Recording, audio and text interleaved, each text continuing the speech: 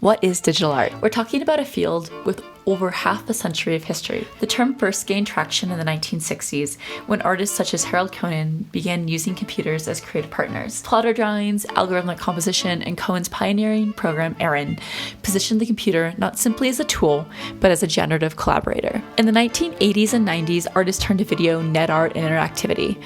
June Paik used video and satellite transmissions to collapse geographical boundaries, while artists like JODI and Olia Lialina, who was an early mentor of mine and even presented my GIF art at a conference together in Bologna in 2014, explored the aesthetics and political possibilities of the early internet. This was also the moment when questions of interface, accessibility, and the politics of code began to become central to digital practices. In the 2000s and 2010s, we saw an explosion of work in areas such as VR, immersive environments, and blockchain. Most recently, AI has become a dominant force, seen in the work of artists such as Rafik Anadol, who embrace AI as a generative, expansive force. It's within this broader genealogy that I place Facetune portraits. Unlike the generative exuberance of AI art often celebrated today, this series engages with a more everyday tool, Facetune. Facetune and beauty filters, designed to smooth, reshape, and standardize facial features. Facetune embodies AI not as creativity, but as homogenization. By translating this app into painting, Facetune Portraits exposes the way AI-driven beauty standards compress individuality into a narrow template of desirability. In a sense, the work participates in the history of digital art by interrogating the tools that structure our visual culture, but also complicates that history. Where much of digital art has highlighted expansion, novelty, and play, Facetune Portraits insists that digital tools are equally about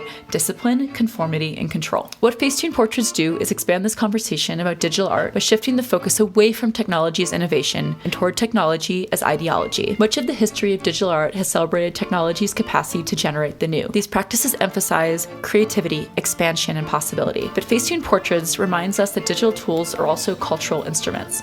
They don't just generate images, they generate norms. By using Facetune, a piece of software designed for everyday use rather than the avant-garde, the work expands the conversation to include the ways that digital technologies quietly shape our bodies, our identities, and our senses of self. In this series, Facetune Portraits opens up a parallel history of digital art, not only one about exploration and creativity, but also about standardization, conformity, and the politics of representation. They show that digital art can interrogate technologies embodied in everyday life, not just the spectacular ones celebrated in museums and media. So the conversation expands from what can technology make possible to include also what does technology make inevitable. And this cultural shift in how we understand the role of digital art today.